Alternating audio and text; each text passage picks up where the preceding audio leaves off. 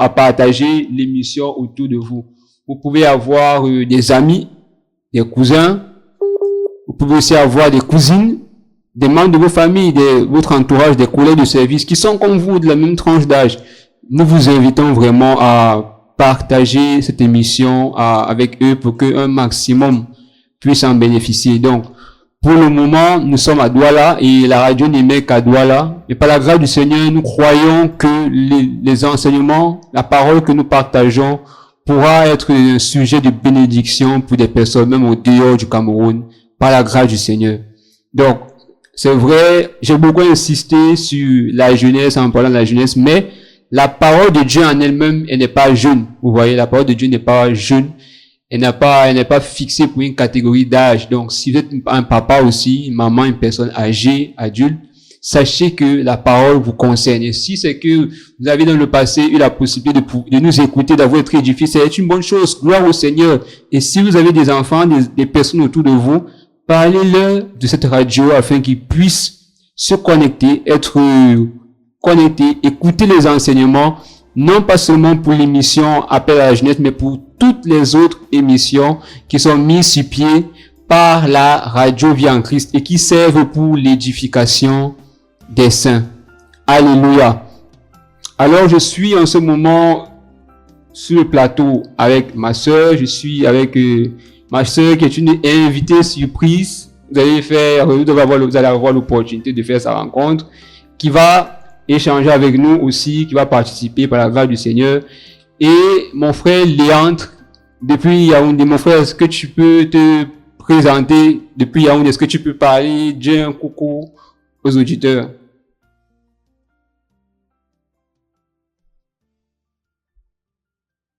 Allô, Léandre? J'ai l'impression qu'il y a peut-être un souci technique quelque part.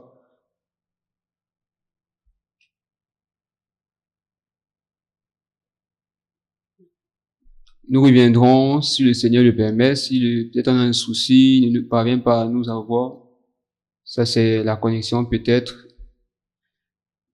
Mais nous allons continuer l'émission. Donc, je disais que nous avons une invitée spéciale par la grâce du Seigneur. Nous avons une servante du Seigneur Jésus, une fille de Jésus, une sœur, une grande sœur pour beaucoup, une petite sœur peut-être pour beaucoup, en tout cas une servante du Seigneur sur le plateau de la RVC ou dans le sein de l'émission Appel à la jeunesse. Et je crois que le Seigneur aussi a quelque chose qu'il a mis en œuvre qui pourra nous aider, nous édifier, nous encourager. Voilà, je vais te laisser ma sœur te présenter aux auditeurs. Bonjour chers auditeurs, bonjour Williams. Ça va? Et vas-y. Bonjour chers auditeurs, bonjour Williams. Moi c'est la sœur Gaëlle. Je suis très content d'être parmi vous ce matin. Je suis très content d'être parmi vous ce matin et de faire cette émission.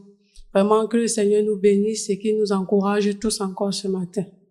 Alléluia. Alléluia. Que le Seigneur soit béni. Alors, mon frère Liane, ça va? Ça va? Tu peux dire un coucou? Est-ce que tu peux passer un coucou, dire quelque chose aux auditeurs? Bonjour, mon frère William. Bonjour, maman Gaëlle. Bonjour à tous les invités et tous ceux qui sont nouveaux sur la radio Vie en Christ et tous ceux qui ont la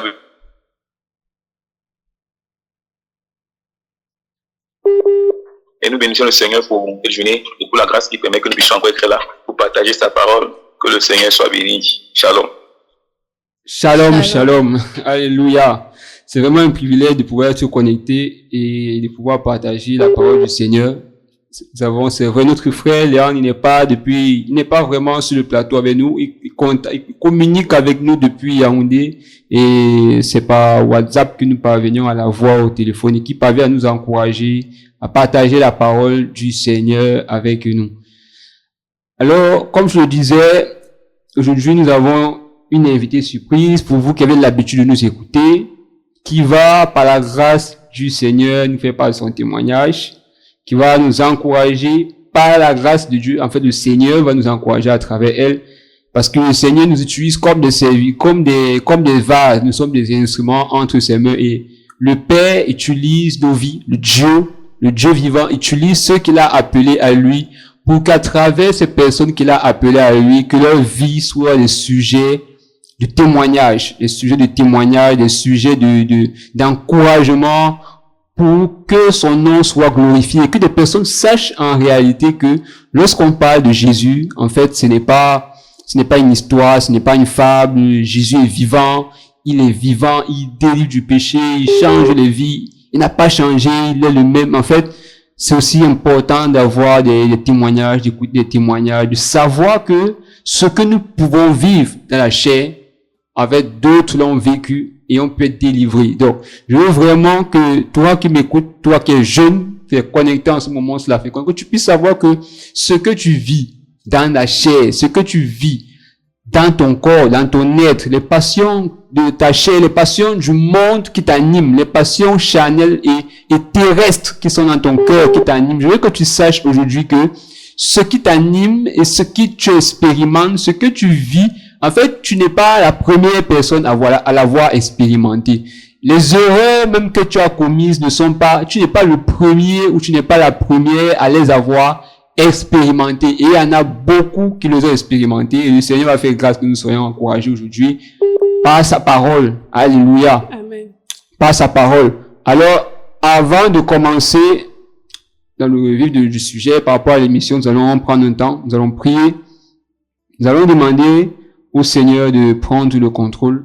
Nous allons demander au Seigneur Jésus-Christ de diriger toutes choses. Avant de commencer dans la prière, j'aimerais juste notifier que vous avez la possibilité de nous écrire. Ça peut être par SMS, ça peut être par WhatsApp, ça peut être par appel.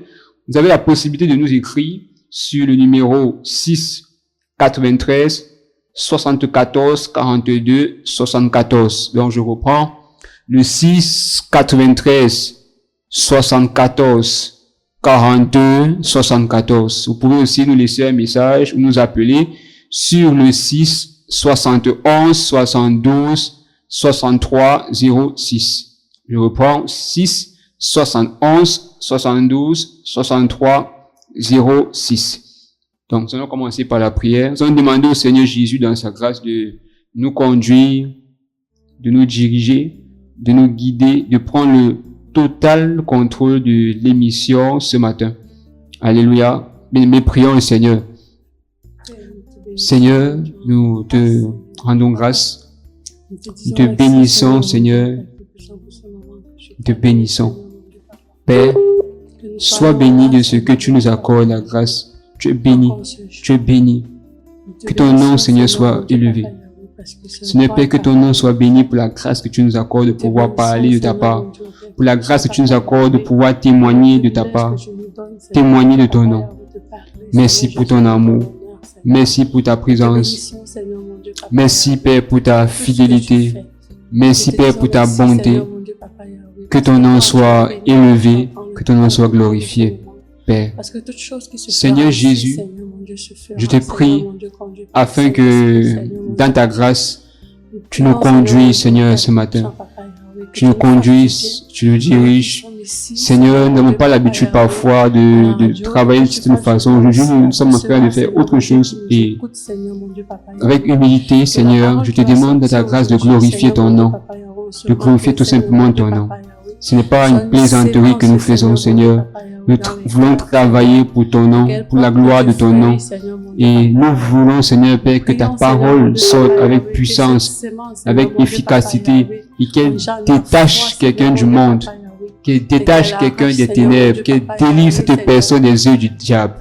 Père, visite quelqu'un, encourage quelqu'un et amène quelqu'un à se détacher des ténèbres et à venir à toi, à être délivré du péché et à te recevoir véritablement, Seigneur, dans le cœur, dans son cœur. Que toutes les personnes qui nous écouteront en étant connectées sur la radio, Seigneur, ce matin, soient bénies au nom de Jésus, soient sauvées au nom de Jésus de Nazareth.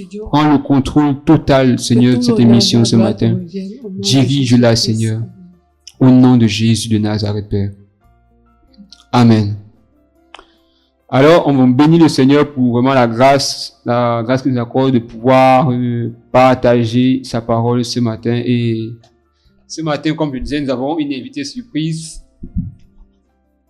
Nous avons une invitée surprise qui est sur la radio avec nous, à l'émission Appel à la jeunesse. Et nous allons, par la grâce du Seigneur, au moins autour de quelques petites questions, je crois. Et j'aimerais même que le Seigneur nous accorde la grâce de pouvoir poser les questions qu'il faut. Parce que je crois que le Seigneur a fait des choses dans sa vie. Je crois que le Seigneur a fait, il y a un travail que le Seigneur a fait et il y a quelque chose qui peut en ressortir. Je pense que cela peut encourager quelqu'un. Vous savez, dans l'Écriture, lorsque la femme samaritaine, elle a rencontré celui-là qui est venu lui dire qu'il ne la condamnait pas. Elle a rencontré le Maître. Elle a rencontré le Mashiach. Elle a rencontré Jésus de Nazareth. Elle a rencontré celui qu'on appelle le Sauveur, l'Espérance, le véritable, le Dieu vivant. Lorsqu'elle l'a rencontré, elle a abandonné sa cruche.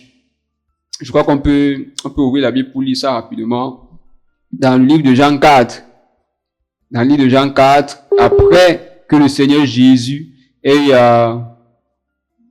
parlé avec la femme samaritaine. On va lire Jean 4, le verset, à partir du verset 28, à partir du verset 27, pardon. Donc, c'est l'histoire de Jésus et de la femme samaritaine. Jean 4, à partir du verset 27. Je lis au nom de Jésus, pour la gloire du Seigneur. Sur cela, ses disciples, à partir du verset 25, disons. La femme lui répondit, je sais que le Messie, c'est-à-dire le Christ, doit venir. Quand donc il sera venu, il nous annoncera toutes choses. Jésus lui dit, moi, je suis qui te parle. Sur cela, ses disciples vinrent et ils s'étonnèrent de ce qu'il parlait avec une femme. Toutefois, aucun ne dit, que demandes-tu ou pourquoi parles-tu avec elle? Verset 28. La femme ayant laissé sa cruche s'en alla dans la ville et elle dit aux habitants, venez voir un homme qui m'a dit, tout ce que j'ai fait ne serait-ce pas le Christ? Alléluia. Donc, on voit là un témoignage magnifique d'une femme qui a rencontré le Seigneur Jésus. Et lorsqu'elle le rencontre, en fait, Jésus a complètement chamboulé sa tête. Il a troublé son esprit. Il l'a mis dans tous ses états. Amen. Et elle a abandonné même le ce pourquoi elle était sortie pour aller au puits, parce qu'elle partait puiser de l'eau. Elle a même abandonné sa cruche parce qu'il y a comme un feu. Vous savez, quand Jésus te touche, quand Jésus tu rencontres Jésus, il y a un feu qui fait naître en toi, qui jaillit, comme une boule. Et ce feu-là a fait en sorte que cette femme, la femme samaritaine, qu'elle jette, elle abandonne même sa cruche, la cruche qu'elle tenait, qu'elle avait prise pour utiliser, puiser de l'eau. Elle a complètement oublié, abandonné le ce pourquoi elle était même sortie. Tout ça pourquoi? Pour parler du Seigneur, pour parler de celui-là qu'elle avait rencontré, celui-là qui l'avait touché et qui avait changé sa vie. C'est comme ça, bien aimé, quand quelqu'un est touché par le Seigneur, quand quelqu'un fait la rencontre du Seigneur, quand quelqu'un est visité par le Seigneur, quand le Seigneur se révèle à quelqu'un, frère, il ne peut pas rester le même. Il va changer, il va être transformé. Cela ne vient pas de lui-même. Ça vient de parce qu'il a rencontré le Seigneur. Et beaucoup de personnes qui ont rencontré le Seigneur ont été visités, en fait, leur vie a changé.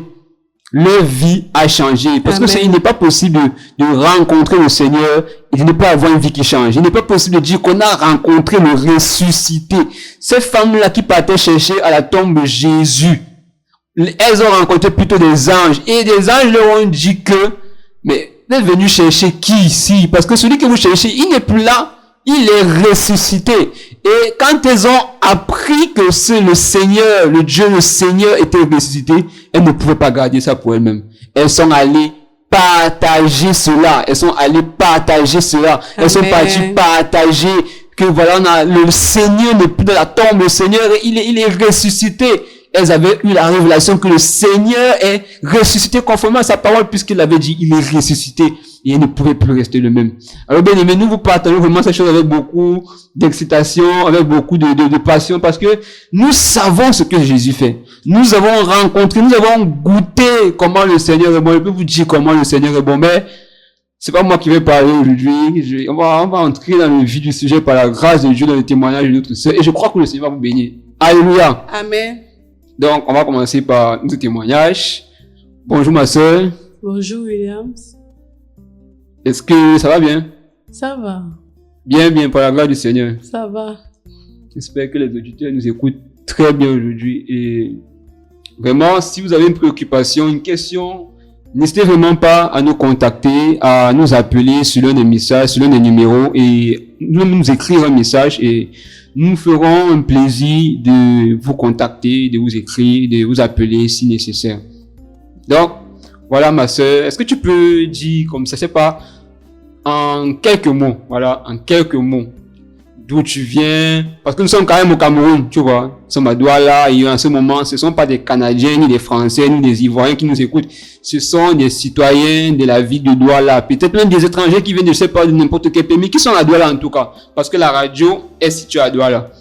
Donc, est-ce que tu peux nous dire comme ça brièvement, parce qu'il y en a parfois qui ont des préjugés qui se disent que voilà, elle a grandi peut-être comme ça, c'est sûr que c'est pour ça qu'elle est comme ça. Est-ce qu'elle dit la vérité quand elle dit qu'elle est délivrée de ça? Est-ce que voilà.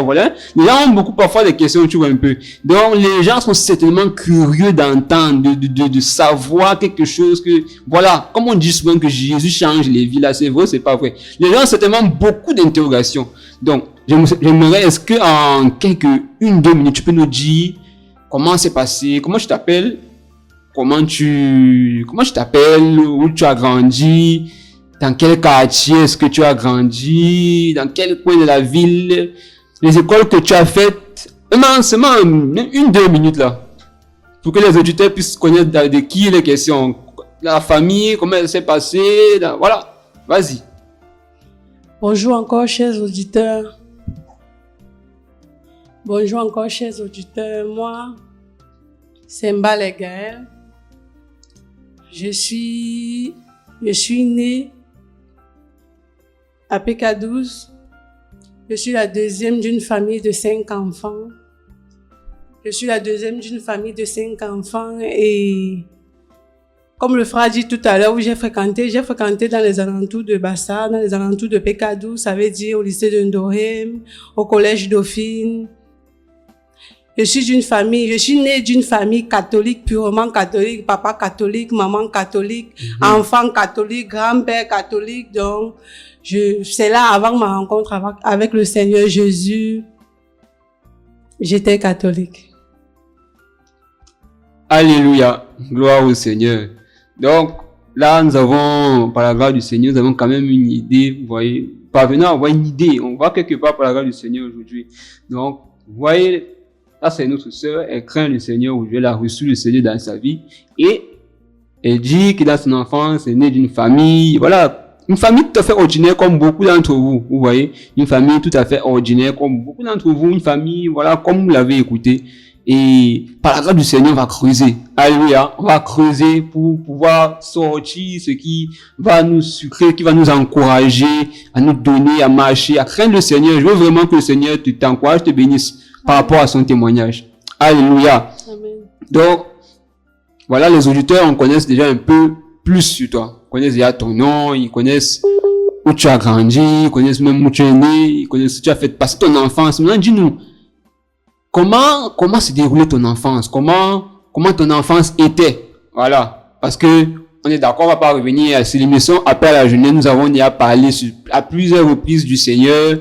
Et être chrétien, avoir reçu le Seigneur, c'est une affaire de cœur. C'est vraiment une affaire. Ce n'est pas être enfant de Dieu, ce n'est pas être dans une religion. Nous le savons déjà. Et notre sœur, elle nous a dit qu'elle était dans le milieu catholique. Bon. Dis-nous, est-ce que tu peux nous expliquer? Parce que beaucoup se posent des questions. Elle dit qu'elle était catholique. Bon, qu'est-ce qui fait que tu n'es plus peut-être catholique? Qu'est-ce qui s'est passé? Comment était ton enfance sans Jésus? Et durant la période où tu étais catholique, quand tu allais à l'école, comment se passait ton enfance durant toute cette période-là? Disons, depuis peut-être l'école de la période de l'enfance, l'école primaire jusqu'au collège, disons, ne serait-ce que pour cette tranche-là. Comment est-ce que ta vie sans le Seigneur, comment ça s'est passé? Merci William. Ma vie d'adolescence a été comme la vie de beaucoup de jeunes ici. Ici au Cameroun, ou disons ici dans notre quartier PK12.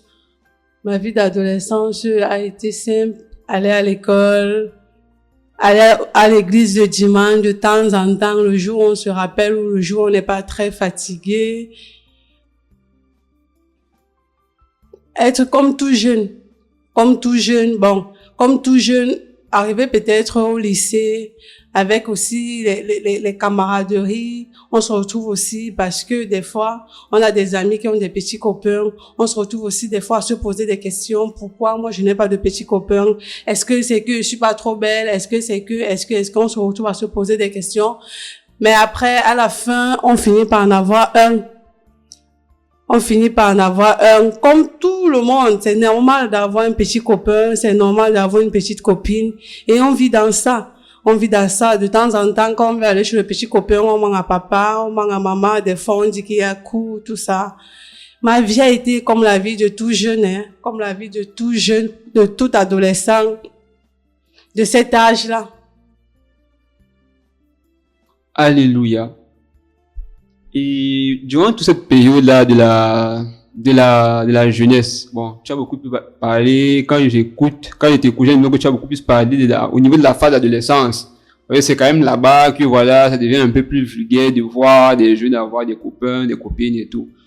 Mais, parce que, dans un souci de vouloir vraiment voir beaucoup de jeunes, c'est-à-dire, pas seulement ceux qui commencent à s'intéresser peut-être, voilà, au copinage et tout, mais... Tu veux quoi, la petite enfance? Même la petite enfance, oui. Ah, d'accord. C'est-à-dire même la petite enfance là, quand c'était sans le Seigneur, si c'est les souvenirs qui te viennent, la petite enfance, l'école primaire, ça dit tout ce parcours là, quelles étaient les choses, c'est-à-dire les choses que tu as vécues? Comment c'était ta petite enfance, la jeunesse, le collège, tout ça, comment est-ce que ça a été sans le Seigneur? Quelles sont les choses qui t'ont marqué? Ah, d'accord. Concernant ma petite enfance, vraiment, j'ai une petite enfance joyeuse, avec un papa à côté, une maman très attentionnée. Alléluia. Une maman très attentionnée, papa qui nous accompagnait à l'école tous les matins. Généralement, sans Jésus, qu'est-ce qu'il y a dans la petite enfance? Il y a généralement les bagarres dans les petites écoles, il y a les bagarres, il y a des rivalités. Souvent, il y a des petites rivalités. Est-ce que tu bagarrais souvent? Est-ce que je bagarrais souvent? Moi. Est-ce que tu bagarrais souvent? Pour dire vrai, moi je ne bagarrais pas. D'abord, je n'ai même pas la force. Je ne bagarrais pas. Je faisais tout pour éviter les conflits. J'étais une petite fille très calme, très dans son coin, tranquille, qui ne dérange pas les gens.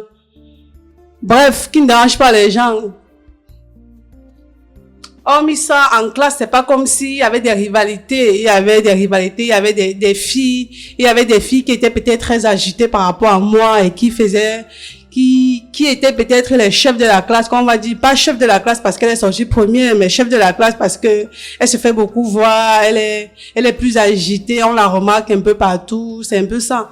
Mais hormis, si c'était les bagarres, moi, je suis pas une bagarreuse.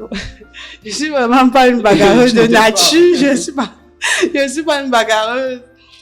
Je me mettais toujours à l'écart des problèmes et tout. Elle était très calme, ma petite enfance, très calme. Elle a été bruyante à partir de la puberté. Les classes j'ai connu une puberté, je sais pas si je vais dire tardive ou c'est parce que je suis allée vite à l'école, je sais pas, mais c'est à partir de première terminale, que moi j'ai connu ce que c'est que la puberté, tout ça, avec les folies de la puberté. Et quand je suis allée encore entrer à l'université, c'était la magie seulement. C'est là-bas où j'ai connu tout droit là et tout, donc. Ah, alléluia. En fait, c'est, bien aimé, cher auditeur, c'est important. Je pose cette question, pourquoi? Ce n'est pas juste pour faire rire, vous voyez. Ce n'est même pas ça. Pourquoi? Parce que vous voyez, c'est un fait. Le fait est que tout le monde, nous n'avons pas toujours tous une enfance pareille, vous voyez. Il y en a qui ont grandi sans parents. Vous voyez, à notre sœur, le Seigneur a fait grâce d'avoir des parents qui l'accompagnaient même à l'école. Il y en a qui n'ont même pas cette grâce d'avoir d'abord des parents. Il y en a même que lorsqu'ils en ont, ils ont des parents qui sont irresponsables, plus abandonnés à eux-mêmes. Il y en a qui ont des parents, mais ces parents ne sont pas présents. Donc, toutes ces choses-là, je crois que le Seigneur, dans sa grâce, pourra faire en sorte que chacun puisse se retrouver quelque part. Si ce n'est pas sur tel point, tu pourras te retrouver, être interprété, béni, être édifié par quelque chose, quelque part dans son témoignage. Et vous savez, aujourd'hui, dans la jeunesse, beaucoup, à un certain âge, et quand on est petit, là, il y en a, moi, par exemple, quand j'étais petit, moi, j'étais un bagarreur. Si vous me voyez, vous dites que, mais celui-ci, comptait sur quoi pour bagarrer? Quand j'étais petit, moi, j'aimais la bagarre.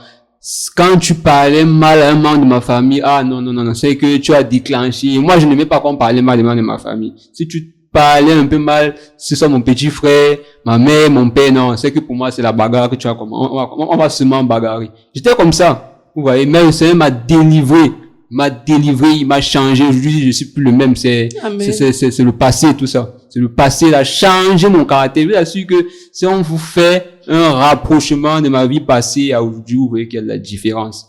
Il y a pas photo.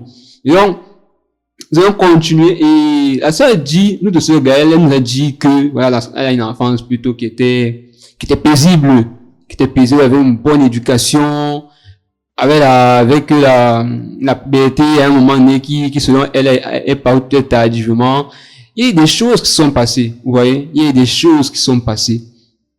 Mais maintenant, je vais poser une question. Par rapport, quand tu vois maintenant, tu vas dans le passé, tu vois, disons, laissons la période de la puberté, tu vois, laissons la période de la puberté, parce que parfois dans le monde, pour beaucoup, on se dit que non, là, le péché, c'est l'impudicité, la fornication, c'est des choses qui sont prises pour les péchés tellement graves, mais je veux juste, disons qu'on va éliminer cette partie de la vie. Voilà, de l'impudicité. Disons qu'on va supprimer ça. Restons un peu dans le cas d'avant ça. Est-ce que, au vu du Seigneur, quand tu regardes, tu fais un rapport entre ta vie, ta relation, le Seigneur, l'existence du Seigneur, sa parole, est-ce que tu peux dire qu'à cette période-là, si tu mourais dans cet état-là, tu allais au ciel?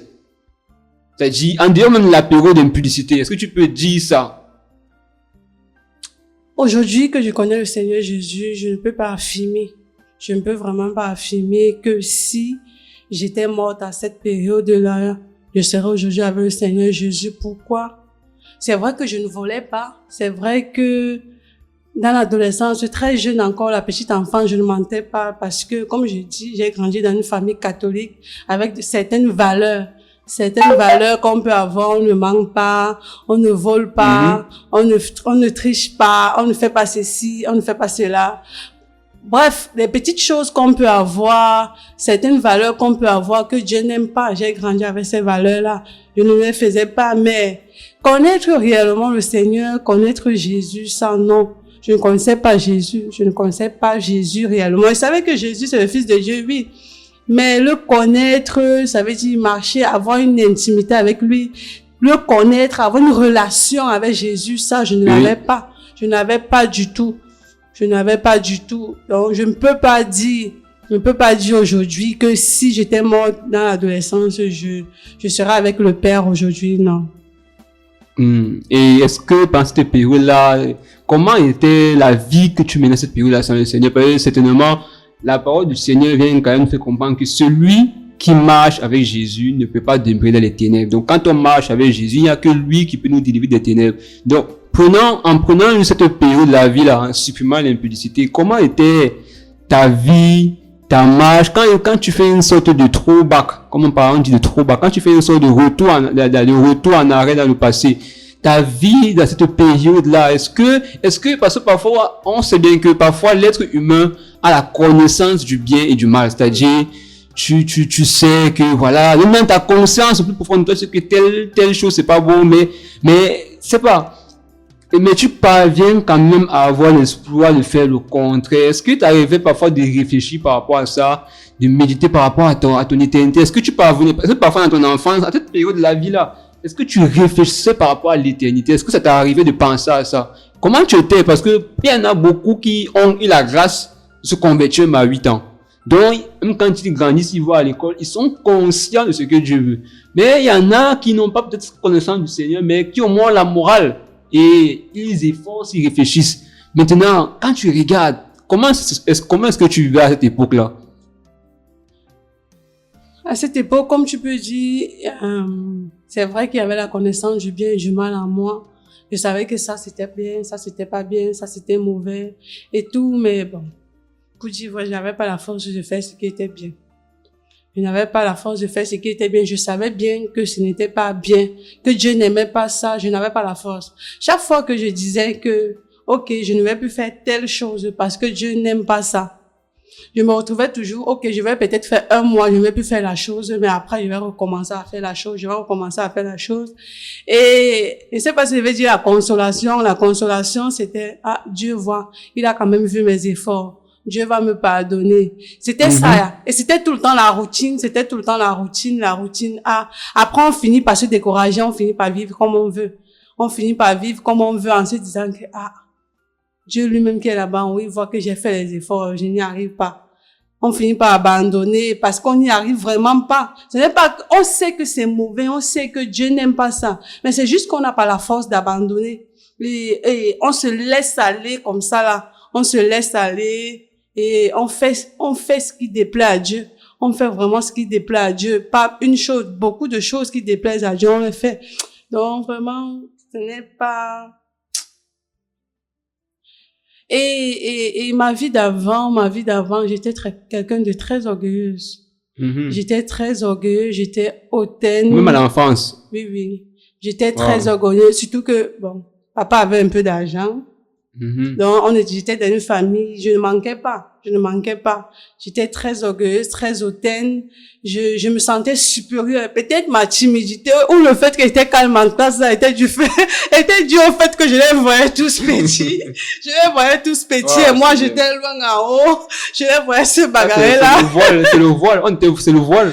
Je les voyais se bagarrer là et moi, j'étais loin en haut, tout ça. Tout ça. Mais j'étais très, très orgueilleuse, très orgueilleuse. Et comme je dis, je n'aimais pas me mêler aux gens. J'aimais être à part parce que je me sentais supérieure et tout. Tu me demandes même que je me sentais supérieure par rapport à quoi. Je me sentais supérieure et tout. Mais bon, c'est avec le Seigneur que le Seigneur révèle ces choses après qu'on abandonne. Alléluia.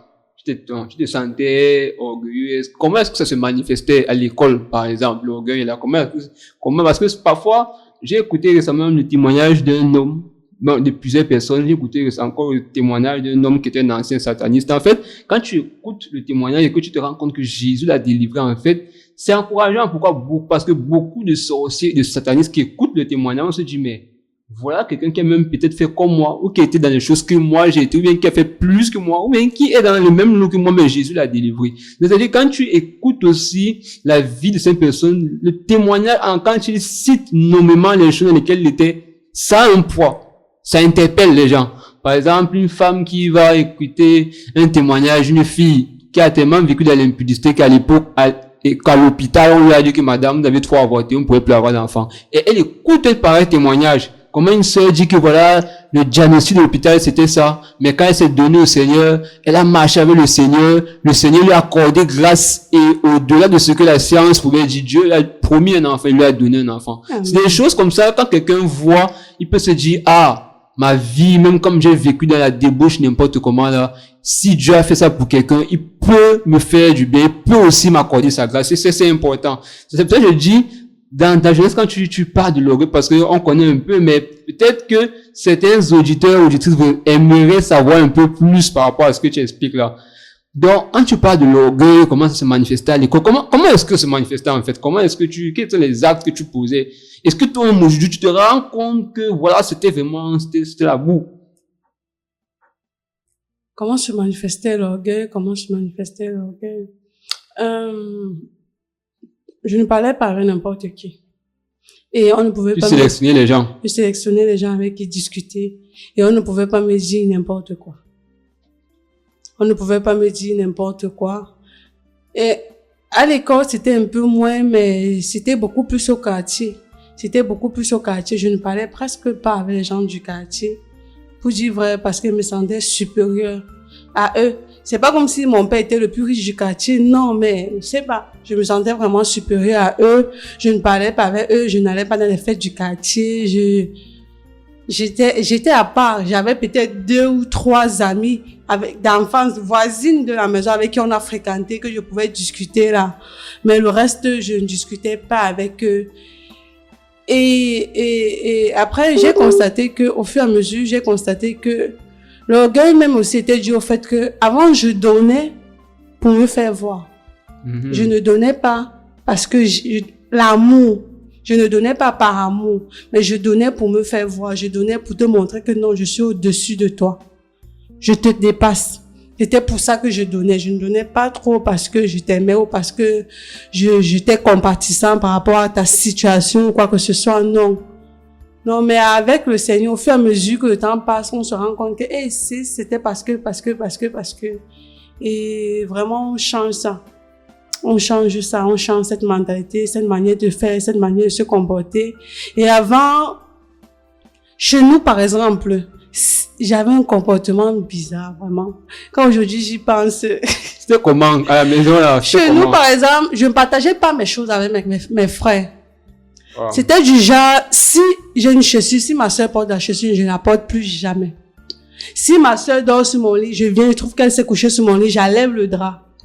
Je change complètement de drap. J'arrivais pas à partager mes choses avec les gens.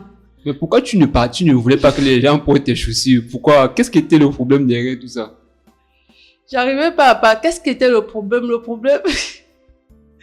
Qu'est-ce qui était réellement le problème? Je sais pas. Peut-être je vais dire c'est la méchanceté. Peut-être je vais dire c'est le cœur qui n'était pas bien. Peut-être. Il n'y a pas de bonne prédisposition. Oui, il n'y avait pas de bonne prédisposition. Moi, je vais juste qualifier ça de méchanceté. C'était la méchanceté, le manque d'amour. C'était juste le manque d'amour et tout. Donc, il y avait certains caractères là, un peu bizarres qu'une jeune fille ou une jeune adolescence peut avoir. Bizarre, très bizarre. Très bizarre, comme par exemple manger ensemble dans le même plat. Je ne faisais pas ça. Je ne vais pas manger avec toi dans le même plat. J'avais de ces comportements. Mais par la grâce de Dieu, il nous a délivrés de tout ça. Et par tout ça, on blesse des gens. Hein. Amen. On blesse des gens, on offense des gens et sans toutefois s'en rendre compte que on blesse des gens. Et par la grâce de Dieu, vraiment, quand on connaît le Seigneur, que le Seigneur nous met tout ça à nu, il expose ça devant nous, on se rend compte que, on a fait beaucoup de mal et on décide de changer. Alléluia. Amen. Donc, c'est vraiment magnifique d'écouter tout ça parce que vous voyez, quand on parle du Seigneur, le Seigneur n'est pas seulement venu mourir à la croix comme ça pour qu'on soit tranquille, on va dire, je vais dire ça comme ça, pour que quelqu'un comprenne facilement, pour qu'on soit peinard. Non, Jésus est venu mourir à la croix pour ôter le péché. Il est venu pour nous délivrer du péché, nous délivrer des ténèbres, c'est-à-dire de toute la noirceur des ténèbres qui est enfouie en nous. Et comme notre Seigneur nous disait, vous savez, il y a des comportements, des agissements, des actions, des façons de réfléchir, des mentalités, des façons de penser même, qui ne sont pas bonnes et qui, en fait, sont la manifestation des ténèbres autour de nous, dans nos vies. Et comme notre Seigneur nous disait, beaucoup ne se rendent pas compte qu'à travers ces genres de comportements, ils tuent autour d'eux, ils blessent, ils font du mal avec leur cœur, leurs pensées, et c'est le lot dans lequel tous les humains qui naissent sur cette terre sans Jésus se retrouvent. C'est-à-dire que tu dises que tu es né, que ta famille est de telle religion, de quoi. Quand tu n'as pas Jésus et que tu viens sur la terre, là, les ténèbres sont en toi. Ce n'est pas une affaire de religion ou pas. C'est une affaire de si tu as Jésus ou pas. Amen. Et quand tu n'as pas Jésus, tu vis la vie des ténèbres. Tu vis le péché. Tu vis le péché. C'est contrairement à ta volonté. Tu ne le veux pas.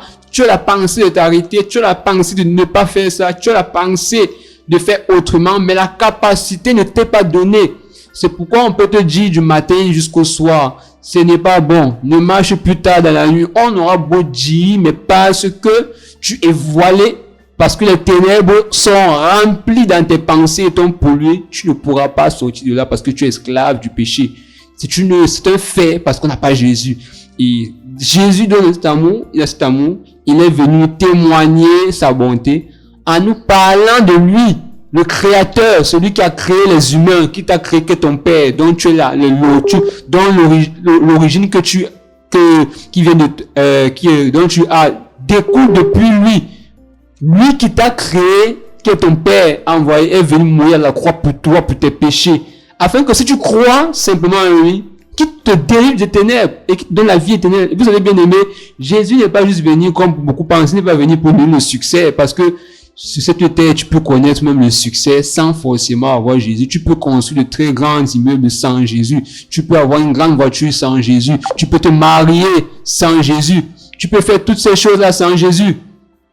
Mais Jésus, en fait, la particularité de ce que Jésus fait, c'est une saveur, c'est une vie, en fait. C'est que, il change nos caractères, il change ta façon de réfléchir, il change ta façon de raisonner, il te transforme, il fait de toi quelqu'un d'important. Pas d'important pour que tu te vantes, tu te donnes l'avantage, mais il fait de toi quelqu'un d'agréable à vivre. Il fait de toi quelqu'un dont le caractère est façonné. Il fait de toi quelqu'un qui, tu es comme semblable à un arbre où tout le monde veut se reposer pour avoir de l'ombre, parce que il y a la vie qui est quoi en toi. Ta façon d'agir, ta façon de parler, ta façon de te comporter, on voit la différence. Tu ne juges pas les gens avec le regard, tu es patient, et c'est vrai, ce n'est pas du jour au lendemain, mais tout commence par la foi. Tout commence en recevant d'abord le Seigneur. On n'est pas parfait. Et même quand on reçoit le Seigneur, ce n'est que par la grâce, il nous transforme, il nous façonne. On ne devient pas meilleur. Mais en recevant le Seigneur par la foi, il nous change. Alléluia. En recevant le Seigneur juste par la foi, il nous change. Alors là, nous sommes beaucoup appuyés sur la période de l'enfance et tout. Maintenant, entrons un peu sur la période de, après l'enfance, après le collège, quand la puberté a commencé à se manifester là. Comment est-ce que tu as parlé de l'orgueil, que ça ne se manifestait pas beaucoup à l'école, mais beaucoup plus au quartier. Moi, par exemple, quand j'étais à l'école, je me rappelais, on avait des jeunes filles là, et nous, on avait certains camarades de classe, des filles, qui parfois, je me rappelle, vous allez voir quelqu'un, elle est assise en classe comme ça, là, tu as l'impression que son travail, son travail, ce n'est pas écouter le professeur, son travail, c'est observer tout le monde en classe, son travail, c'est observer qui a changé les chaussures, c'est pas, vous avez souvent des cas comme ça, des gens, vous avez l'impression qu'ils sont même venus accompagner d'autres à l'école. Maintenant, je veux même plus savoir, dans ton témoignage, certainement des auditeurs vont gagner quelque chose, vont être édifiés, encouragés. Comment ça s'est passé la période là? Quand la puberté a commencé, parfois c'est la période où beaucoup de jeunes commencent à faire du dégamage, à faire des folies, à perdre même leur vie, à gâcher en fait leur vie. Voilà, beaucoup à partir de la puberté commencent à gâcher vraiment leur vie, à détruire, et beaucoup détruisent l'avenir qui était magnifique, qui pouvait leur être réservé peut-être à cause des mauvaises compagnies, l'amour du monde, vouloir faire comme les autres, toutes ces choses-là, ça les détruit. Maintenant, toi, à cette période de la puberté, quand tu n'avais pas Jésus, comment est-ce que ça s'est passé? À la période de la puberté, comment ça s'est passé?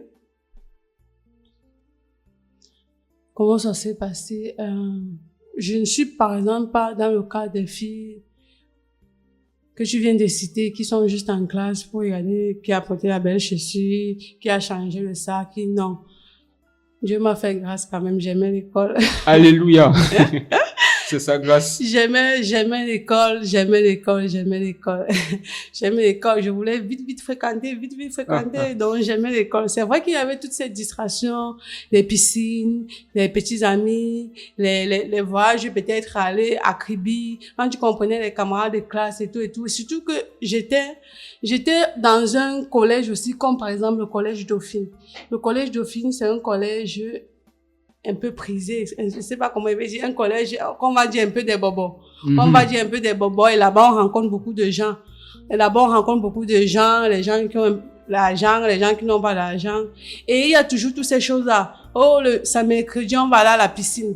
Oh, vendredi, on va aller dans tel endroit. Après, la convoitise commence à naître dans ton cœur. Toi, est-ce qu'il y a parfois les concurrences, les rivalités? Ah, bien sûr, entre ceux qui ont les moyens, ceux qui n'en ont pas?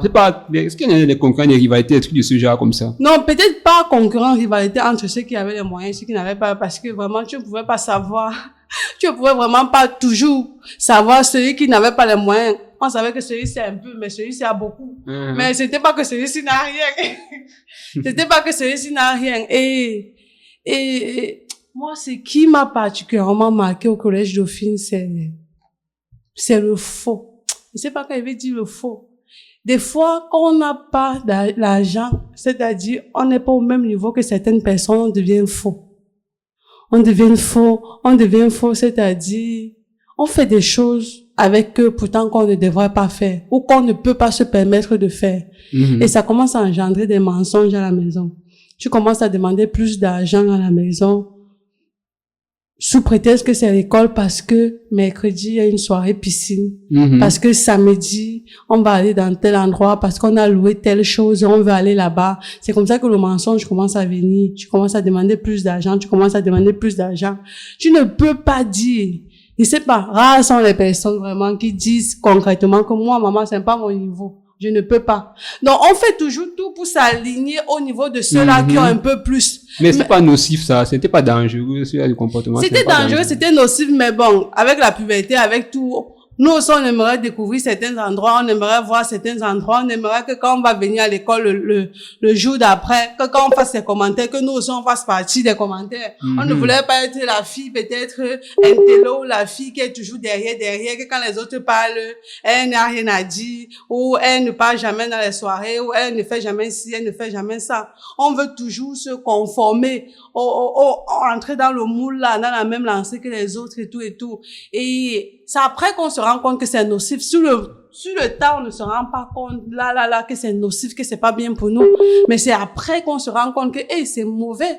C'est très mauvais. C'est très mauvais de vivre comme ça. Heureusement pour moi, après, mon père m'a changé d'établissement. Il m'a élevé du collège Dauphine pour m'envoyer au lycée de Ndorim. C'est un peu comme la tour Eiffel. Un peu comme la tour Eiffel et le pont du Fouilly. C'est un peu comme ça. C'est un peu comme ça, mais bon, après, parce que tu quittes, par exemple, une classe d'élèves de 50, ça des classes de 130 élèves, il y a beaucoup de gens. Après, quand on dit les soirées gastro, il faut cotiser 2000, quelqu'un dit que 2000 c'est beaucoup. Quand on donne 200, tu te demandes comment quelqu'un peut dire que soirée gastro, on donne 200. C'est quelle nourriture qu'on va préparer. Donc, tout change et tout, mais bon. Et comme tu parlais un peu de l'orgueil là, est-ce que au quartier, le fait que les gens ont commencé à te voir avoir changé de tenue, tu as quitté la tenue de Dauphine pour là, commencer à aller à l'école là, est-ce que, comme on dit souvent, est-ce que tu n'as pas eu l'impression que ça a baissé ta cote? Est-ce que ça ne t'a pas... Non, pour dire vrai, ça avait baissé ma cote. Ça avait baissé ma cote. Je partais au lycée de Ndorim pour la première fois avec les larmes aux yeux. Wow. Avec vraiment les larmes aux yeux. Et je partais au lycée Ndorim. Pourquoi mon père n'avait pas choisi le lycée Ndorim par hasard? C'est parce qu'il avait un de ses amis qu'on avait nommé censeur au lycée. Et ses amis ont dit que, pourquoi tu payes cher à Dauphine comme ça? Envoie tous tes enfants ici au lycée. Et la pension est moins chère. Pourquoi tu gagnes de l'argent comme ça? Donc, l'affaire là m'énervait. Donc, la première fois, je suis allée au lycée Ndorim vraiment avec les larmes aux yeux. Quand je voyais les camarades, tout ce qu'ils avaient perdre, les amitiés, les ceci, les cela, pour me retrouver au Ndorim, le lycée. Et c'est pas, chers auditeurs, si vous pouvez connaître, c'est comment Ndorim était avant. Ndorim, non. Mais bon, c'est quand on grandit qu'on voit que c'était bien, c'était un mal pour un bien. Après, on finit par s'adapter, on finit par s'accommoder aussi à ceux qui sont là-bas. Et on se rend compte que c'est pas seulement les enfants des pauvres, très très pauvres qui sont endorés, mais il y avait aussi des enfants, des gens qui étaient aisés, qui étaient là-bas. Mais après, là aussi, on voit aussi que la vie est difficile. On voit aussi la difficulté dans la vie des autres, leurs difficultés à venir à l'école, les difficultés ainsi. On comprend que la vie est difficile, que c'est une grâce. C'est une grâce, vraiment, que notre Père, ou que Dieu bénisse nos parents pour nous envoyer dans des grandes écoles et tout. Alléluia. Que vraiment, que c'est une grâce. Alléluia. C'est vraiment un privilège de pouvoir faire l'école, pouvoir faire ses études dans des écoles renommées, parce que dans une école privée, puis il y a des écoles renommées, vous voyez, vous avez la possibilité déjà vous n'êtes pas très nombreux. Et le fait que vous ne soyez pas très nombreux, c'est très favorable pour pouvoir apprendre, pouvoir recevoir. Tu peux facilement être concentré. Une classe de 200 élèves, il y a parfois beaucoup de chéris parfois. Et même quand il y a du chéri, il y a une classe peut-être de 30 élèves, c'est quand même mieux, c'est plus gérable même pour le professeur qui est en face. Il a moins de pression, donc c'est souvent beaucoup plus difficile, avec les mentalités qui sont encore un peu grandes, donc parfois un peu plus difficile. Donc vraiment, quand tu es dans une école de renommée, où tu es quand même bien enseigné, il y a quand même un certain standard, un certain confort. Vraiment, il faut bénir Dieu. C'est vraiment une grâce de Amen. Pouvoir faire des études ainsi et de pouvoir acquérir des connaissances de façon, c'est vraiment une grâce. Maintenant, on va continuer le témoignage de notre sœur. Maintenant, nous sommes en train de parler de cette période-là, de la puberté et tout. Maintenant, après là, c'est-à-dire, quand tu as ton bac, tu as fini avec ton bac, tu es allé à l'université, tu as eu ton bac, tu es allé à l'université. Comment est-ce que la vie à l'université, là, sans le Seigneur, comment est-ce que ça s'est déroulé? Parce que parfois, d'autres, après le bac, c'est le moment de dire, on est libre. D'autres même, ils quittent même quand le Seigneur les envoie peut-être dans une autre ville pour continuer leurs études. C'est le moment de faire, c'est-à-dire toutes les formes de folie possibles. Parce qu'on dit, les parents ne nous voient pas. Maintenant, dans ton cas, comment est-ce que c'est passé? Après le bac, là, parfois, après le bac, il y a une certaine tendance à se dire qu'on a grandi, qu'on est devenu, on se dit qu'on est mature, on veut découvrir la vie maintenant de nous-mêmes. Comment est-ce que ça s'est passé, cette période de la vie, là, sans le Seigneur? Quand on dit folie, là, c'est vrai, la folie après le bac. C'est vrai, la folie après le bac. Après le bac, vraiment, c'était catastrophique pour moi. C'était catastrophique pour moi. Pourquoi? Pas parce que on ne pouvait pas me payer l'école, non. On pouvait me payer l'école. Mais c'est que après le bac, il y a eu, d'abord, j'étais dans une famille, comme j'ai dit, j'étais dans une famille où papa nous accompagnait à l'école. Donc, c'était un peu le genre très, très rangé. Après, pour sortir, il faut demander à papa. Pour faire ceci, il faut demander. Donc, c'était trop, trop carré. Là, on ne faisait pas certaines choses. C'était papa surveillait, maman surveillait. Mais une fois que tu as le bac et que tu vas à l'université, c'est free. C'est free. Quand il dit c'est free, surtout que ce n'était pas une université publique, privée, parce que certaines universités privées, on va à l'école le matin, on rentre à 18h. Donc, papa connaît ton programme, maman connaît ton programme, tu vas pas rentrer à 21h, et dire que c'est l'école. Or, à l'université de Douala, j'ai fréquenté à l'université de Douala, tu pouvais avoir cours, première année, tu pouvais avoir cours à 14h, après tu as encore cours à 18h. Donc, il y avait un peu tout ça. Ça veut dire qu'on ne pouvait pas facilement contrôler ton emploi du temps à la maison. On pouvait pas facilement contrôler ton emploi du temps à la maison. C'est là où je me suis déroutée totalement. J'ai commencé les sorties. Je sortais le matin, je disais que c'était l'école. Je rentrais même à 22h. Je disais à mon père qu'on a cours. On a un cours très tard, là. On a un professeur qui peut d'abord faire cours au privé. C'est le soir qui vient nous donner cours. Mon père restait jusqu'à 22h à la maison parce qu'il fallait qu'il attende sa fille, qu'elle rentre avant qu'il ne dorme. Or, sa fille était dans les villes de Douala en train de patrouiller partout. C'est là vraiment que je me suis... Et surtout que à l'université, par exemple, à l'université de Douala, on affiche les notes. On va pas dire que ton relevé de notes. Tu vas pas venir montrer ton relevé de notes à ton parent et tout. Il te demande seulement que ça se passe comment, tu dis bien. Même si ça ne se passe pas bien, tu vas dire que bien. Ça se passe bien. J'ai repris la première année. J'ai fait la première année 2 fois. À cause de ce désordre-là. C'est vrai aussi qu'il y a eu un déséquilibre. Hein, parce que c'est vrai que tu quittes du lycée de Ndorim de 130 élèves pour aller à l'université où il y a 600 élèves dans un amphi. Mais tu te demandes comment tu vas faire. C'est un peu la guerre. Il faut arriver à l'école à 5h, 4h du matin pour avoir les premières places. Toi qui ne t'es jamais réveillé à 4h, toi qui as toujours eu la vie un peu facile là. Si tu arrives à 8h, tu trouves que l'amphi est plein. Tu as seulement, les dernières places sont les places qui sont au fond. Et après, tu ne vois même pas le tableau. Donc, c'est tout ça même qui a créé à moi. Ça m'a même découragé pour dire vrai. Ça m'a découragé que ça sert même à quoi de continuer à partir là-bas. J'avais dit, je photocopie les cours. Quand les gens viennent de faire cours, je photocopie. Je vais aller apprendre à la maison. Ainsi de suite. C'est comme ça que même à l'école, je ne venais plus. Quand on disait TPE, travail personnel de l'étudiant, tu envoies juste ton argent. D'autres travaillent pour toi. Comme ça, qu'on vivait sans Jésus. Waouh. C'était c'était vraiment compliqué. Maintenant, c'est pas, durant toute cette période-là, parce qu'on nous avons quand même, il y a beaucoup, un peu parcouru, un peu de fois en comble l'enfance. À quel moment est-ce que, tu as commencé à faire la rencontre du Seigneur? À quel âge, à quel moment, quelle classe? À quel moment précis de ta vie tu as commencé, tu as écouté peut-être depuis l'évangile, depuis tout petit. Peut-être tu as eu des camarades qui t'ont parlé de l'évangile, même quand j'étais petit. Mais à quel âge, à quel moment de ta vie, ou à quelle classe tu as vraiment tu as commencé à recevoir vraiment un appel fort du Seigneur. Comment ça s'est passé ta rencontre avec le Seigneur, en fait? Ma rencontre avec le Seigneur, comment elle s'est passée? Comment ça s'est passé? Comme je dis toujours, ma rencontre avec le Seigneur a été by force. A été by force. Pourquoi? Parce que mon père, comme je dis, j'ai grandi dans une famille catholique, papa catholique, maman catholique, mais après, mon père a commencé à chercher le Seigneur. Il a commencé à chercher le Seigneur parce que, comme tout être humain, je crois qu'il avait au fond de lui un vide que l'Église catholique ne pouvait pas combler. Donc, il cherchait quelque chose qui pouvait, il sait pas, il avait des attentes. Je crois qu'il avait des attentes, il voulait connaître un peu plus le Seigneur. Pardon. C'est comme ça qu'il a commencé à chercher. Il a commencé à chercher le Seigneur a commencé à chercher le Seigneur par des vidéos, des enregistrements, des gens qui prêchaient l'évangile et tout et tout. Et finalement, il a commencé à côtoyer une assemblée.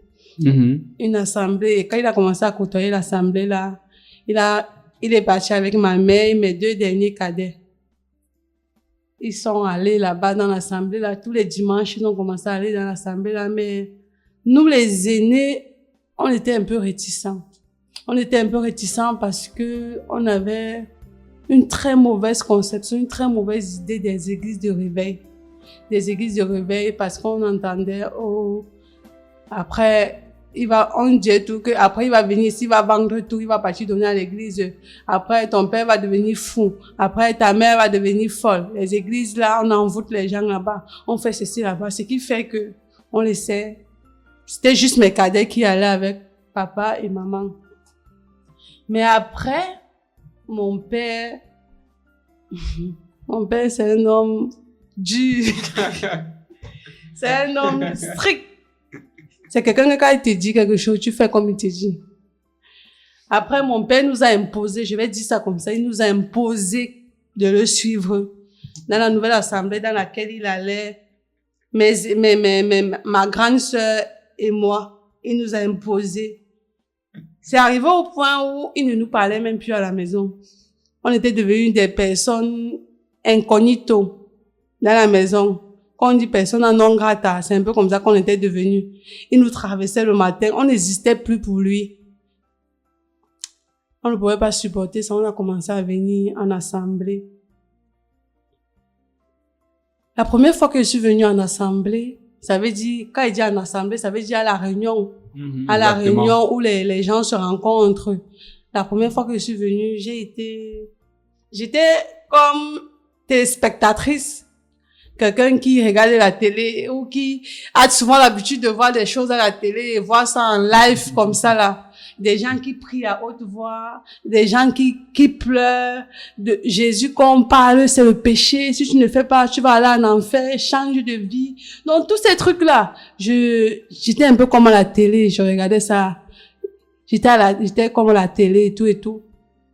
Mais je bénis le Seigneur parce que à l'université, j'ai rencontré un camarade de classe avec qui j'ai fait première année, deuxième année. Et il me parlait de Jésus chaque fois. Il était aussi déjà né de nouveau. Et il me parlait de Jésus chaque fois. On l'appelait le pasteur. Je lui disais tout que, pardon, pas avec tes choses là-bas. Jésus, pas avec tes choses là-bas. Mais c'est vers lui que je me suis tournée. Une fois, être rentrée de la réunion. Quand je suis rentrée de la réunion, je l'ai appelé. Je lui ai dit, il s'appelle Alain. Je lui ai dit, Alain, je suis partie dans une assemblée aujourd'hui. Dans l'assemblée, là, quand on prie, on parle à haute voix, on pleure, d'autres font ceci, d'autres font cela. Et il écoutait seulement, il riait. Je lui ai dit que pourquoi tu ris? Il riait seulement, il dit que non, laisse, il faut continuer à partir.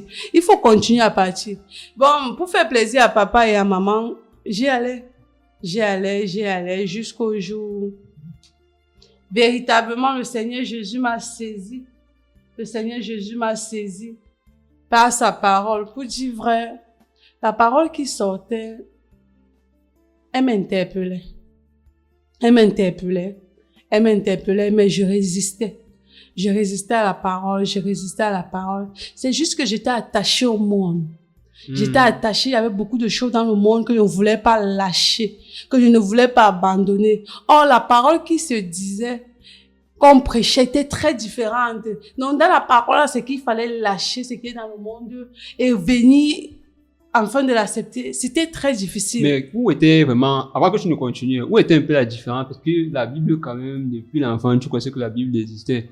Tu avais certainement entendu parler de la Bible, mais où était la différence entre ce que tu écoutais maintenant là et ce que tu écoutais à l'époque? Parce que je pense pas que ce qu'il disait, oui, c'était pas forcément une nouvelle parole, tu avais déjà entendu ça, mais où était la différence en fait? C'est vrai que c'était la même Bible. C'est vrai que j'avais déjà entendu certains versets et tout. Mais la manière dont ça a été dit, je n'avais pas encore entendu que, oh, si tu fais ceci, tu vas aller en enfer. Je n'avais pas encore entendu l'amour de Jésus, l'amour de Dieu pour l'humanité. Peut-être j'avais ça en tête, mais vaguement. Peut-être je savais que Dieu nous aime, mais l'amour de Dieu là, ça veut dire le sacrifice de Dieu à la croix. Peut-être c'est à ce moment-là que le voile est tombé de mes yeux. J'ai réellement compris ça. Mais j'ai compris ça de manière différente. C'était différent de toutes les fois où j'avais déjà eu à comprendre. C'était différent. J'ai pu sentir ça. Je sais pas comment expliquer ça, mais c'était différent. C'était différent et je sentais la condamnation sur ma vie. Wow. Je sentais la condamnation sur ma vie. Je sentais condamné. Oui, je me sentais condamnée. Par la parole qui sortait, je me sentais condamnée. Ce n'était pas une nouvelle Bible qu'il lisait. La Bible, je l'avais même déjà à la maison. Les prêtres catholiques la lisent. Donc, c'était pas une nouvelle Bible. Mais la parole qui sortait, je sentais le poids de la condamnation sur moi. C'était, Gaël, si tu ne changes pas, si tu meurs, tu vas aller en enfer. C'était pas lui qui me disait que si tu ne changes pas. Je sentais ça à moi. Si tu ne changes pas, si tu ne laisses pas la vie que tu mènes là actuellement, si tu meurs, tu vas aller où? Si tu meurs, tu vas aller en enfer. C'est comme ça. C'est comme ça que je sentais ça en moi.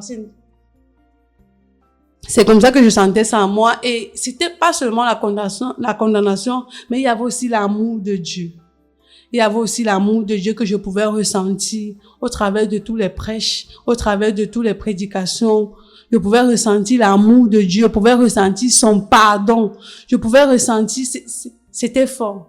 C'était fort. Pour dire vrai, je ne l'ai pas ressenti la première fois que je suis venue en assemblée, non.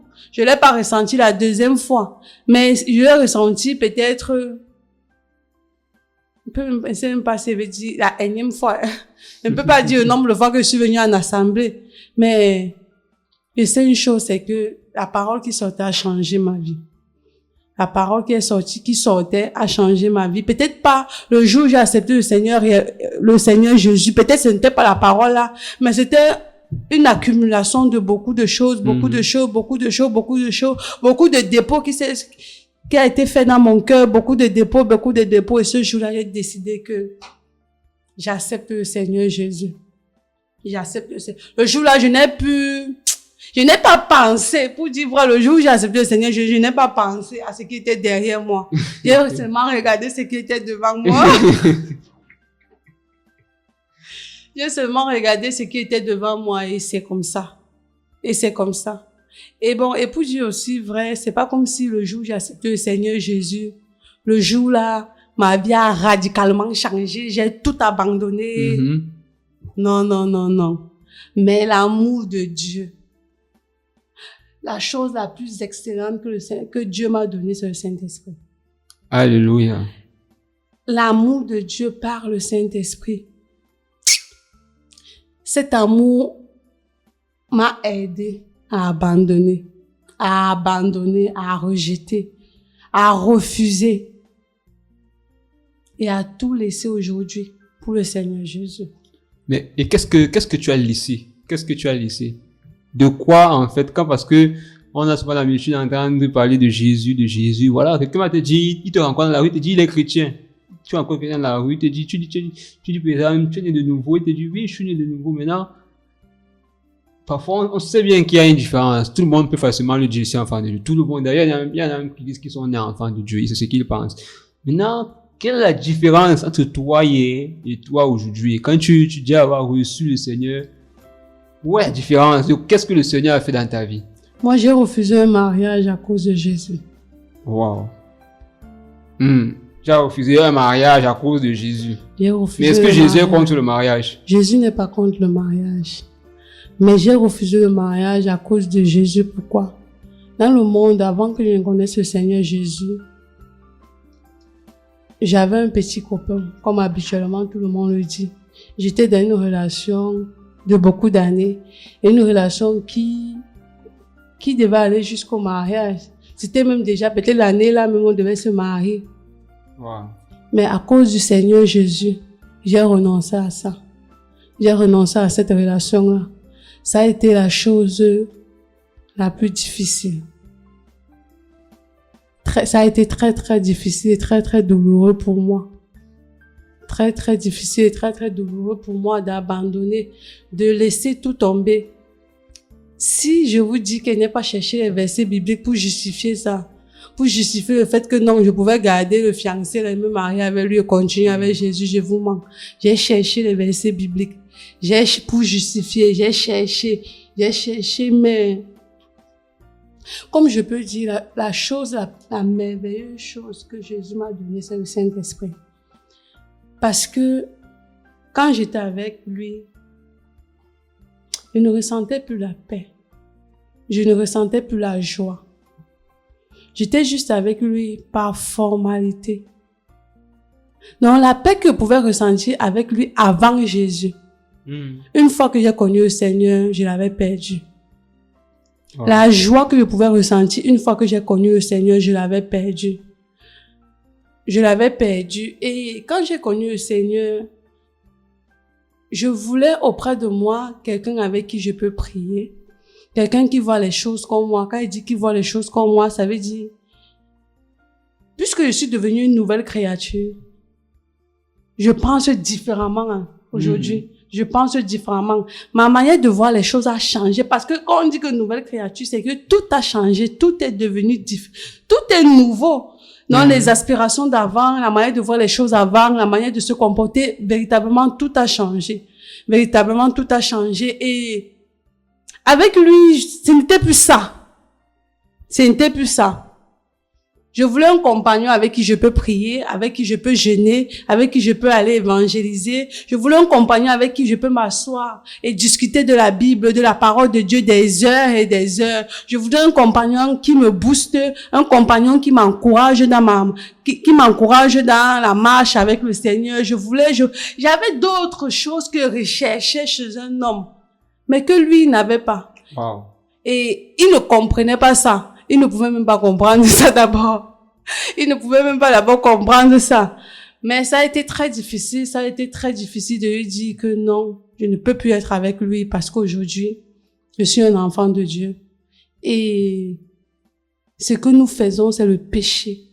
Et après, ma Bible dit que un enfant de Dieu ne peut pas se mettre ensemble avec un païen. Il y avait tout ça qui bousculait dans mon cœur, tout ça. Et je me disais toujours au fond de moi, il y avait une voix qui disait toujours au fond de moi, Mbale, Dieu sait ce qui est bon pour toi. Mbale, Dieu sait ce qui est bon pour toi. Si tu perds ça aujourd'hui, il va te donner quelque chose de meilleur.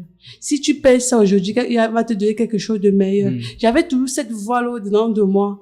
Ce n'était pas facile. Pour dire vrai, j'ai pleuré plusieurs fois. J'ai demandé à Dieu de me donner la force d'abandonner, de lâcher totalement. J'ai dit à Dieu que je l'aime. Oui, Seigneur, je t'aime, je veux te suivre, je veux faire ta volonté. Mais je n'y arrive pas, c'est dur, Seigneur, c'est dur. Donne-moi la force de supporter. Donne-moi la force de lâcher. Donne-moi la force de tout abandonner. Plusieurs fois, j'ai crié au Seigneur, j'ai crié au Seigneur. Et par sa grâce, par son amour, le Seigneur m'a délivré. Il m'a délivré de cette relation.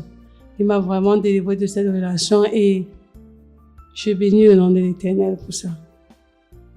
Je bénis le nom de l'Éternel pour ça.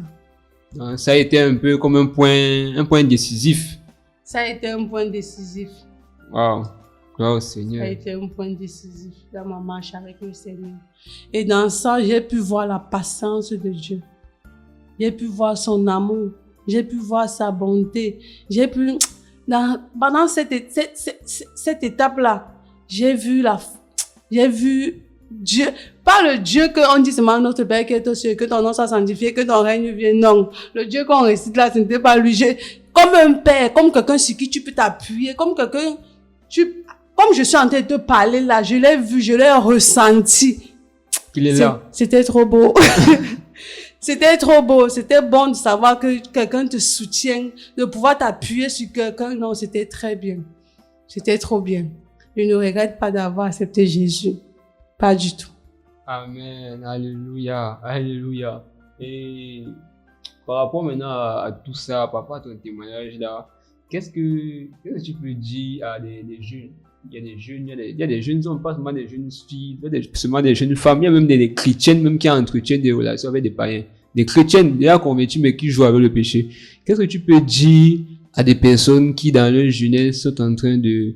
Déjà, un mot à dire pour deux catégories de personnes, c'est-à-dire pour des chrétiens qui jouent avec le péché et pour des non-chrétiens qui hésitent, qui ne croient pas au Seigneur, qui ne veulent pas du Seigneur, qui veulent rester dans le monde à cause d'un péché qui les tient captifs. Qu'est-ce que tu peux dire à ces deux catégories de personnes? Premièrement, je peux dire à mes frères et à mes sœurs qui sont dans la foi aujourd'hui et qui jouent encore avec le péché, que c'est une perte de temps. C'est une perte de temps. C'est une perte de temps. Pourquoi? Parce que non seulement en jouant avec le péché, tu risques de perdre ton éternité. Deuxièmement, tu perds les bonnes choses que le Seigneur a pour toi. Parce que le Seigneur, il a de belles promesses pour nous. De très, très belles promesses pour nous parce que nous sommes précieux à ses yeux. Et je veux leur demander de faire confiance à Jésus. Parce qu'il est fidèle. Parce que sa parole est vérité. Il n'est pas un homme pour mentir, comme c'est écrit. Mais ce qu'il dit s'accomplit. De faire confiance à Dieu et d'être patient. La patience, d'être patient. Quand le Seigneur nous dit, ne nous marions pas avec des non-croyants, c'est pour notre bien que le Seigneur le dit. Si nous allons nous marier avec les païens, ça ne change rien à la divinité de Dieu. Ça ne change rien à sa puissance. Ça ne change rien à son autorité, rien du tout. La personne qui perd, c'est nous. C'est nous qui perdons. Parce que demain après demain, nous retrouvons dans des situations compliquées. Nous nous retrouvons dans des problèmes avec des hommes infidèles, avec des maris qui nous abandonnent, avec des maris qui battent sur nous. Nous nous retrouvons avec beaucoup de difficultés que nous aurons pu éviter si nous avons obéi au Seigneur. Donc, quand le Seigneur nous donne une instruction, c'est d'abord pour notre bien. Ce n'est pas pour le bien de Dieu ou pour le bien de Jésus ou pour qui que ce soit. C'est d'abord pour notre bien. C'est parce que lui sait tout. C'est parce qu'il voit tout. C'est parce qu'il connaît toutes choses en avance qu'il nous demande de ne pas faire ci, de ne pas faire ça, de nous comporter d'une certaine façon. Et c'est pour notre bien. Je vais dire à mon frère ou à ma soeur qui est impatient, qui brûle ou qui a envie de se marier et qui n'est pas patient, qui ne veut pas attendre le temps du Seigneur, d'aller vers les pieds du Père, de crier à lui, de lui donner la force de supporter. Parce que la seule personne qui peut te donner la force de supporter pendant tout ce temps, toute cette période, c'est le Seigneur Jésus. De crier à Dieu afin que Dieu te donne la force de supporter. Et je vais te dire quelque chose, avec Dieu on ne perd pas, mais on gagne. Avec Dieu, on ne perd pas, mais on gagne. Le Seigneur Jésus va te donner quelque chose d'extraordinaire, quelque chose même au-delà de tes attentes, quelque chose même que tu n'as jamais même imaginé. Parce que Dieu connaît ce qui est bon pour toi. Fais confiance à Dieu, sois patient, persévère. Marche dans les voies du Seigneur. Et tu verras. Tu seras une source de témoignage aussi demain pour tous ceux-là qui sont dans l'impatience ou qui, à cause de la chair qui brûle, font des bêtises. C'est ce que je voudrais dire à mes frères et à mes sœurs qui sont dans la foi. Et à tous ceux-là qui ne connaissent pas encore le Seigneur Jésus et qui mènent une vie de débauche, qui sont attirés par la convoitise, la séduction du monde, les beaux bijoux, les longues greffes, les longs cils, les ongles, les ceci, les cela. Tout ce que je veux dire. Personne ne connaît ni l'heure ni le jour. Tu peux dormir aujourd'hui et demain tu ne te réveilles pas. Ce ne sont pas seulement les gens qui sont dans les hôpitaux qui meurent. Même les gens en bonne santé meurent. Et un proverbe qu'on utilise beaucoup au Cameroun. Quelqu'un en bonne santé, c'est un malade qui s'ignore. La maladie peut être cachée, tu ne connais même pas. Beaucoup sont allés dormir, ils étaient bien. Ils ont été avec les sœurs, avec les pères et les mères. Ils sont allés dormir, ils ne se sont plus réveillés. Est-ce que tu te poses la question de savoir si je ne me réveille plus, où est-ce que je vais aller? Est-ce que la vie que je mène, le Seigneur est content de la vie que je mène? Beaucoup se disent qu'après la mort, il n'y a plus rien. Il n'y a rien qui est déjà mort jusqu'à il est parti, il est revenu. Jésus est mort. Il est parti, il est revenu. Alléluia. Et il est vivant. Si le Seigneur Jésus ouvre sa bouche et il dit que il faut veiller, ta jeunesse doit te servir à servir le Seigneur. C'est à ça que ta jeunesse est faite. Elle doit te servir à servir le Seigneur. C'est parce qu'il connaît. Rien n'est plus important sur cette terre que l'amour du Seigneur pour nous. Rien. Ce n'est pas un petit copain. Ce n'est pas le monsieur qui te loge dans un bel appartement meublé là, ou qui te donne les billets d'argent, tout neuf, chaque fois. Non. Qui t'a acheté une belle voiture, ou qui t'amène dans les snacks avec tous tes amis quand tu veux. Rien. Tout ça est vanité. Tout est vanité. La preuve en est que souvent, même quand tu tombes malade, tout s'y t'abandonne. Qui sera là à ton chevet? Qui? Je vous interpelle encore aujourd'hui, chers auditeurs, à faire le bon choix. Le bon choix qui est Jésus. Avec Jésus, on ne perd pas. Avec Jésus, on ne perd pas. Beaucoup croient que quand on accepte le Seigneur Jésus, la vie avec le Seigneur est trop bizarre. Oh, il y a trop de restrictions. Oh, il y a trop de ceci. Oh, on ne peut plus faire ceci. On ne peut plus faire cela.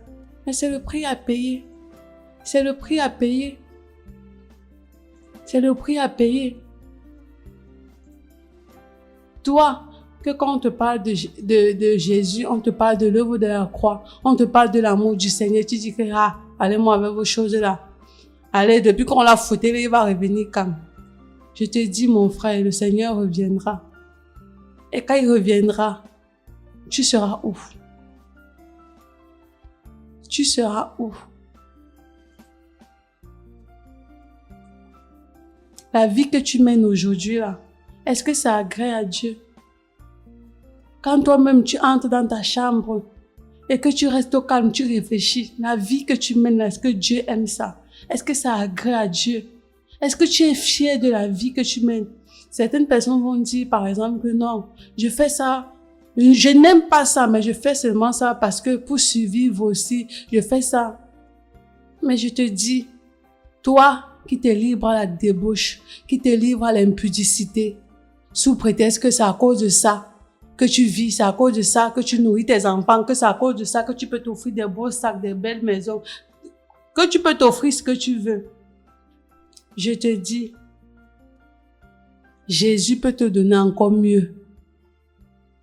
Encore mieux. Il peut te donner encore mieux que tout ce que tu espères. Tout ce que tu as à faire, c'est de renoncer à tout ça. Renoncer à tout ça et accepter le Seigneur Jésus. Avec lui, on gagne, on ne perd pas. C'est ce que je voudrais dire à un auditeur ce matin. Alléluia. Que le Seigneur soit béni. Nous avons écouté par la grâce du Seigneur le témoignage de notre sœur. Et par la grâce du Seigneur, nous sommes efforcés vraiment à fouiller, à bêcher, à aller de fond encore pour pouvoir creuser. Et je crois qu'on a pu ressortir beaucoup de choses. Le Seigneur nous a accordé de pouvoir recevoir beaucoup de choses concernant sa parole, concernant sa rencontre avec notre sœur. Et bien aimé, je crois que le Seigneur vous a fait du bien. Je crois que le Seigneur nous a fait du bien à tous. Et j'aimerais encore encourager certains qui nous écoutent à s'engager à servir le Seigneur. Je veux vraiment vous encourager à vous donner au Seigneur, à recevoir le Seigneur dans vos vies. Parce que c'est le Seigneur qui sauve, ce n'est pas un homme, ce n'est pas nous. Nous ne pouvons pas vous sauver, nous ne pouvons pas faire quelque chose pour vous. Nous ne pouvons que vous parler de Jésus. Nous ne pouvons que faire comme Jean-Baptiste et vous dire, voilà l'agneau qui ôte le péché du monde. Nous ne pouvons que vous présenter celui-là qui nous a délivrés. Nous faisons comme Jean-Baptiste. Nous vous disons, regardez à Jésus. Comme Moïse a fait dans le désert, il a élevé le serpent d'airain et qu'il fallait juste regarder à ce serpent pour être guéri. Nous vous faisons avec vous aujourd'hui la même chose. Nous vous disons, regardez à Jésus. Regardez à Jésus. Tournez-vous vers Jésus. Acceptez le Seigneur dans vos vies. Quel que soit le péché dans lequel tu es, quelle que soit la vie que tu mènes, il faut que tu saches aujourd'hui que l'enfer est réel. Et si tu meurs en vivant dans le péché, tu iras en enfer. Tu vas aller en enfer pour être tourmenté. Ah, c'est terrible, pour être tourmenté, souffrir. Parfois, quand on parle de l'enfer, certains peuvent se dire que l'enfer n'est pas un jeu, frère. J'ai écouté récemment le témoignage d'une femme qui s'amusait à vivre dans le péché. Le Seigneur l'avait interpellée à plusieurs fois par rapport à l'adultère. Elle n'a pas voulu. Et dans sa pratique du péché, dans sa persévérance dans le péché, ce qui doit se passer, c'est quoi? C'est qu'elle va commencer à perdre la raison, elle va atteindre des niveaux de démence accélérée, elle va être possédée et elle va à un moment donné, je crois, une période, elle va même mourir, elle va se retrouver en enfer. Et quand elle était en enfer, un démon va la prendre, va la mener en enfer, et pendant qu'il va la mener en enfer, elle dit dans le témoignage que l'Esprit du Seigneur, l'Esprit lui parlait, l'Esprit disait, on va t'amener au cas, elle va aller jusqu'où il y a comme 7 degrés en enfer, ça c'est selon son témoignage. Et elle était arrivée à un degré, le deuxième, et dit que ce qu'elle a vu, c'est un homme qui était en enfer, et des démons prenaient comme des couteaux. Et il y avait un démon qui prenait un couteau, le démon enfonçait le couteau au niveau de son cœur. Il criait, et pendant qu'il criait, le sang jaillissait, ça coulait, il criait, et on ressortait le couteau. Et lorsqu'on ressortait le couteau qu'il criait, la blessure se cicatrisait, et on recontinuait, et ça se faisait comme ça, continuellement, et l'Esprit disait, c'est ça, sa pénitence, c'est ça, comme ça, son châtiment en enfer. Et elle, puisqu'elle était à l'adultère, sachant à plusieurs reprises que Dieu lui avait dit interpeller sur l'adultère parce qu'elle sortait avec le mari d'autrui, parce qu'elle était en copinage, elle était avec quelqu'un qui était déjà marié, elle devait aller jusqu'au 4e degré, selon ce qu'elle dit de son témoignage en enfer. Ça ne va pas nous choquer, parce que le Seigneur fait voir aussi des choses pareilles. Et elle, ce qui était son châtiment, c'est quoi? Elle dit qu'elle était comme ligotée, vous voyez, comme dans l'époque médiévale, quand on arrêtait les gens, les cartes, les pieds, on t'arrêtait et on tirait les cartes pour acheter ton corps. Elle, on tirait son corps comme ça, comme avec des cordes, et elle était comme nue, et il y avait des démons comme ça qui venaient pour appuyer ses parties intimes, et on la violait, et ça se faisait, selon son témoignage, perpétuellement, ça ne s'arrêtait pas. Donc, il y avait pas un moment, comme vous voyez peut-être les films que beaucoup voient à la télé sont même trop doux. Elle dit dans son témoignage qu'il n'y avait pas un moment de repos. Il n'y avait pas un moment où ton gourou s'en va et te laisse. C'était comme ça sa vie, son châtiment en enfer. Et elle ne faisait que crier, elle disait que Seigneur, pardonne-moi, je ne veux plus, je ne veux pas de ça, je ne veux pas, ne m'amène pas là-bas. Et c'était trop tard. Mais Dieu lui a fait grâce. Mais bien aimé, à combien de personnes le Seigneur fait grâce? Ce n'est pas à tout le monde. Il y en a beaucoup qui meurent, qui vont en enfer, qui ne reviennent pas. Dieu ne fait pas toujours cette grâce à tout le monde. Vous l'avez certainement entendu beaucoup de témoignages de personnes qui sont allées en enfer, mais que le Seigneur a fait revenir. Mais peut-être vous, si vous mourrez sans Jésus, vous ne pourrez pas revenir. C'est pourquoi, en ce moment que vous écoutez le Seigneur, acceptez-le dans vos vies, quel que soit le péché.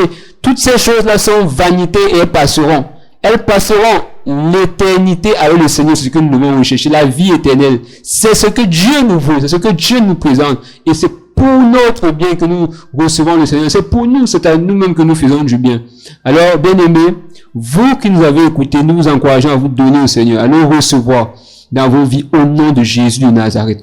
Vous avez la possibilité de nous écrire, nous faire des SMS sur le 6 93 74 42 74, le 6 71 72 63 06. Donc, nous allons dire à samedi prochain, par la grâce du Seigneur, à 11h, si le Seigneur n'est pas venu. Passez un bon week-end. Alléluia. Shalom. Shalom.